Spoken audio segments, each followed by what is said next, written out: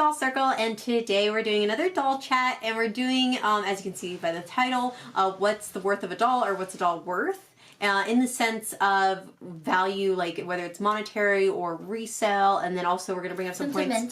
Like sentimental, and also like if you guys are looking at reselling and like how to like research all of that, because recently, if you guys follow us on Instagram, we have been posting stuff for sale, and obviously there's ways that we find pricing and things like that, you know, and for some resale. of it is just like luck. Like, you know, a lot of my Sailor Moon collection I got at great deals simply by luck. I mean, I think a lot of when it comes to like resale, for example, like that'll be one of the first points we bring up. I mean, when people whether you're selling or buying, you definitely do your research. I mean, if you really like something, you want to buy it. If it's $1 million or $5, it doesn't really matter to me, because that value for you then is worth that price. One thing though, when you are looking at selling though, obviously do your research, because you might be sitting on a gold mine and not realize it. And someone like me swoops it up. Yeah, see, so like then you're making someone happy, but you're also losing value for yourself, because like in the sense of what you're selling, because it's something that may be worth $100 and you're selling it for $5. But you also got things like eBay, where like a lot of times at an auction, that simply could be like something like the odds were in your favor. Like something could go, every other item of this, we'll say Sailor Pluto doll. Sailor Pluto doll, like from 2001, usually can go between $50 to $100 by itself. When I sold mine, I got $30. Yeah. Right? Yeah. No, so it really just depends on, like, again, also the time that you're selling it at. Like, if the market's really high in the sense, like, now there's a lot of Sailor Moon Crystal stuff coming out, so there's a lot more Sailor Moon stuff available. And then people are also reselling a lot of Sailor Moon stuff because they know that there's more Moon stuff out. So a lot of that fluctuates all those different prices, so the worth of those certain items then can change. Yeah. Like Barbie. People hoarded Barbies because they thought, oh, I'll retire off this money. And now you're lucky if you can resell those Barbies for anything. Now, some do sell really high. Right, of course, like certain Bob Mackie lines. Well, certain, Black Label dolls or resell. Like, I was looking up a couple and they're like $500 now. But a lot of the generic pink box ones, like, $5-10, unless it's like you got something that was super limited. Right. Then it holds their value, because just numbers. Is it even the same value as projected back when these came out? Yeah, so it's one of those things, like, when it comes, like, to the worth of a toy, I mean, again, you can hope that something's going to be worth $1 million, but not necessarily will it be worth $1 million. Right, and there's a lot of people who aren't even, like, collectors like us that enjoy toys. They're, like, I think it's called spectators, so they will literally go and buy a bunch of the toys that are hot and holding them so that they could later resell them for more.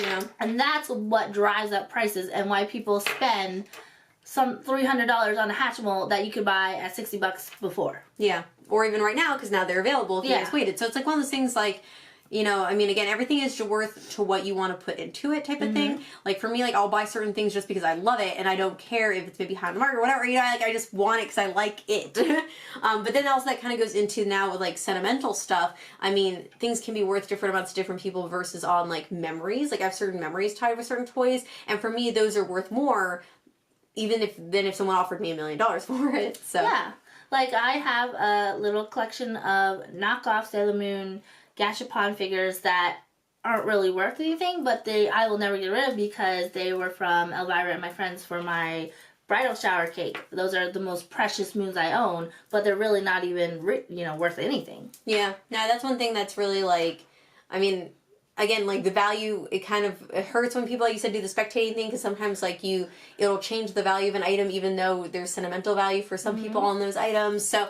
I mean, there's a lot of, like, I guess I don't want to say give and take, but there's a lot of things that go into why monetary and the emotional feelings of things for the worth. Spectating really is what hurts.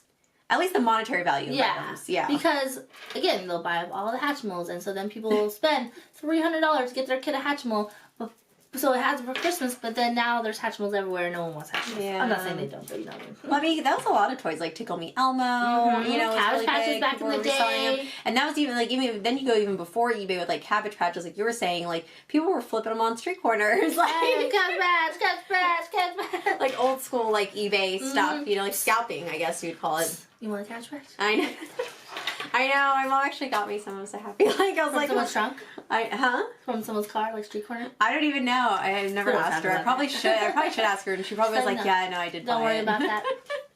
My Zelfs trunk, I don't know. Again, like, I have been selling stuff online, and like, one thing that I always do, if you guys are looking at reselling stuff, make sure to do your research so that you don't feel like, I feel like some people do feel insulted sometimes when they sell something. They're like, but to me, this is worth $30, but realistically, on the market of things, it's only worth $10. Right. So, and you gotta think, I always like, tell people, make sure to do your research for anything if you're ever literally like looking at just selling stuff. I recently sold a bunch of Ever After High dolls all together, and I got $150, which is a lot, but these are all out of the box, you know, for all out of the box dolls. They do have most of their accessories and their stands, so you're still getting the complete doll, but they're out of the box. You know, they've been not played with, but displayed. But when you think about it, yeah, that's a lot, but I spent like $20 on these dolls, and there was 15 dolls, so I can't even do the math because I'll probably cry a little bit how much I was spending. Yeah, no, I mean, that's one thing too, like, I feel like when you do like at market things and coming to like, especially when it comes to like selling stuff, because I love business and stores and selling stuff. I'm really into like this type of stuff. So that's one thing that really like I always kind of like laugh at people when they're like, but to me, I spent $30. I'm like, I don't care how much you spend. If the value isn't there, you can't get what you paid for all the time. So be prepared for that if you guys are looking at venturing off into the eBay world. It's a tough world. Right. And you know, sometimes you get lucky and you get even more than $30. Oh, you might yeah, get $50. no, that's happened to me too. Like, I'll put something and I'm like, man, if I sell it for $5, I really don't care. Yeah. At least I got some money that I can put towards other things, and then it will sell for so much more, and I'm like, I should have asked more money for that. I sold the doll out of the box from Tuesday morning that we spent maybe $40 on, and it went for $75. And it was missing something. That's means crazy. Luck, you know what I mean? It's just supply and demand.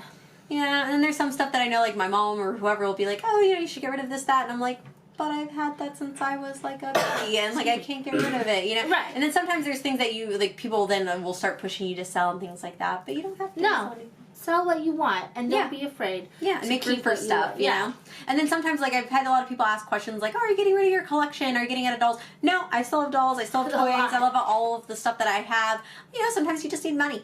And sometimes you just need to make space. And then that goes into all of your, like, feeling overwhelmed video that we did. Link below. So we got to put that link at the end of this video if you guys want to watch more of our doll chats. We did talk about feeling overwhelmed, so a lot of this can kind of go into that as well. Yeah. So let us know how you guys feel. Thanks for watching, and make sure to comment. And if you guys have any other ideas for doll chats, we are always open to new ones. Bye, guys.